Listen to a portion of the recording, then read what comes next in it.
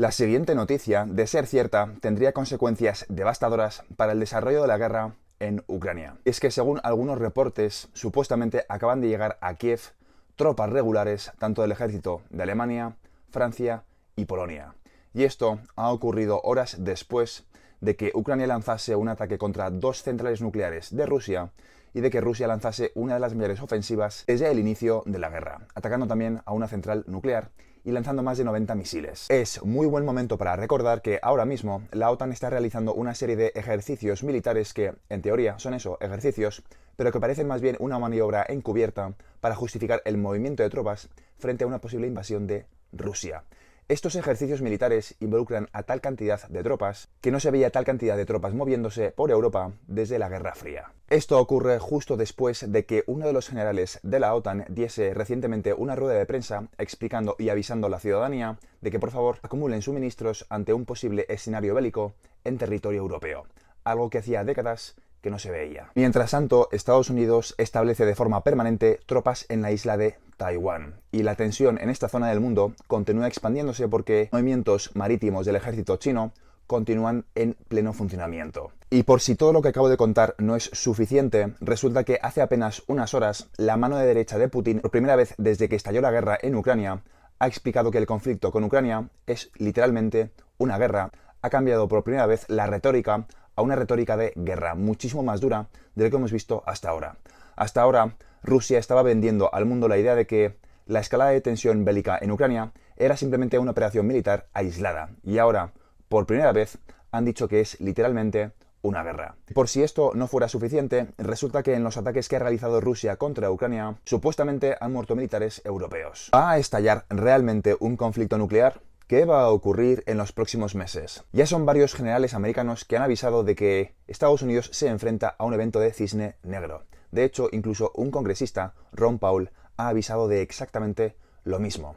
Pero, ¿qué está ocurriendo realmente? Si miras la historia, todas y cada una de las guerras son guerras de banqueros. Y probablemente esta también lo sea. Tenemos que tener el foco puesto en lo que ocurre con el sistema financiero y no en lo que nos venden los medios de comunicación. Dicho esto, y como siempre digo en todos mis vídeos, el siguiente vídeo no es un consejo financiero.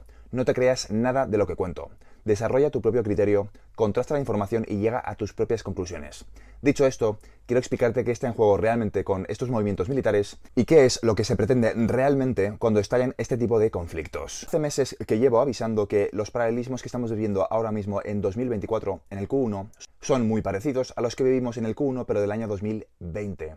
Que había problemas con el sistema financiero y que probablemente iba a ocurrir algo a nivel geopolítico, algo a nivel de medios de comunicación tan fuerte y tan llamativo que mantendrían todo el foco de la población lejos del sistema financiero y con el foco puesto en lo que los medios de comunicación realmente quieren. En otros vídeos he cubierto en más profundidad la cantidad de paralelismos que hay entre lo que está ocurriendo ahora y lo que ocurrió en el Q1 de 2020, pero la idea es la siguiente. Hay una crisis de liquidez y gracias a la cantidad de distracciones que vivimos en el año 2020, nadie se quejó y nadie se dio cuenta de la cantidad de dinero que imprimieron los políticos. Y siempre he dicho en este canal que a medida que los cambios en el sistema financiero se acercasen, el número de distracciones iba a ir en aumento. Y de hecho, hace meses avisé que el mes de marzo podía ser clave. Y de hecho parece que lo está siendo, porque justo la Reserva Federal hace apenas unos días cerró la liquidez que estaba proveyendo a los bancos regionales para que no quebrasen. Te estarás preguntando, ¿realmente es necesario tal distracción? Pues sí, porque la distracción va a ser proporcional a la profundidad del cambio en el sistema financiero. Quiero volver a repetir esta idea. Las distracciones en los próximos meses y semanas van a ser igual de grandes e igual de importantes que los cambios en el sistema financiero, porque quieren todo el foco de la población, toda la atención del público puesto en lo que ellos quieren. Y los movimientos bélicos que estamos viendo ahora mismo son solamente el inicio. Probablemente veamos cómo el conflicto también estalla entre Corea del Norte y Corea del Sur y también entre Irán e Israel. Probablemente haya más puntos calientes en el mundo que ahora mismo parece que están tranquilos, pero que en los próximos meses pueden aumentar de tensión hasta llegar a un punto de inflexión. Y todo está ocurriendo justo ahora, justo cuando empieza a reventar la burbuja inmobiliaria en China, en Estados Unidos y recientemente en Alemania. Han salido reportes de que en el año 2023 el mercado inmobiliario en Alemania, algunos segmentos, bajaron un 8%. Repito, aquí lo importante es moldear la percepción del público. Han modificado incluso las definiciones tradicionales económicas con tal de cambiar las condiciones económicas. La inflación resulta que ya no es inflación. La recesión resulta que tampoco es recesión. Y todo esto para que el público perciba que está todo tranquilo, todo bajo control. La realidad es muy diferente. Quiero poner un ejemplo de por qué los medios de comunicación van a estar constantemente hablando de cosas que no tienen nada que ver con el sistema financiero y sí del conflicto nuclear. Van a hablar de Rusia, van a hablar del país de la bandera roja y van a lanzarte muchísimas distracciones con tal de que no veas realmente lo importante. Hace 4 años hacía falta sí o sí imprimir cantidades indiscriminadas de dinero. Estábamos pasando por los inicios de una crisis de liquidez. Se imprimió una cantidad absurda de dinero y con ello se ha provocado una inflación elevadísima. Pero gracias a esta famosa enfermedad y gracias a esto de aquí, todo el foco y toda la atención del público estaba puesta en otras cosas que no tienen nada que ver con lo que hacían los bancos centrales. Van a hacer exactamente lo mismo en el año 2024. Nadie va a prestar atención a las políticas monetarias, absolutamente nadie va a prestar atención a la crisis de liquidez, y es más, un conflicto militar mundial sería la justificación perfecta para enterrar bajo la alfombra todos los problemas del sistema financiero tradicional. Igual que hace 4 años le echaron la culpa a la enfermedad de todos los problemas económicos, ahora en el año 2024 le van a echar la culpa a Putin, al país de la bandera roja, a la guerra en general, de todas las condiciones económicas que vienen en los próximos meses.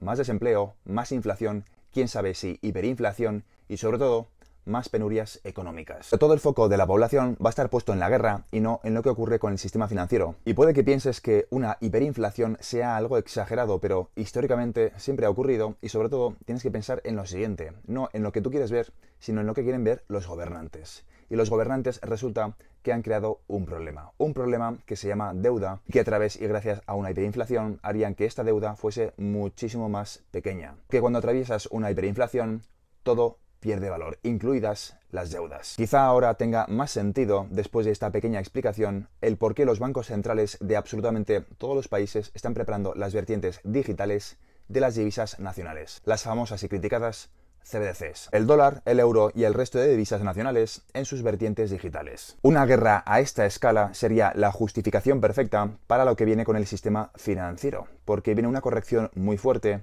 viene una crisis de liquidez que no somos capaces de comprender ahora mismo, viene una corrección en el sector de activos digitales también, incluso JP Morgan se ha hecho eco de que quizá Bitcoin esté sobrecomprado y la pregunta es ¿cómo va a acabar esto? Porque esto no es un punto y final, es un punto y seguido. Repito, el mundo no se va a acabar, va a continuar en marcha y va a continuar en una vertiente mejorada con un sistema financiero muchísimo más robusto de lo que tenemos ahora, basado en el estándar ISO 20022 en tecnologías de contabilidad distribuida. Y la pregunta es, ¿qué activos digitales van a ser utilizados como mecanismos de comunicación?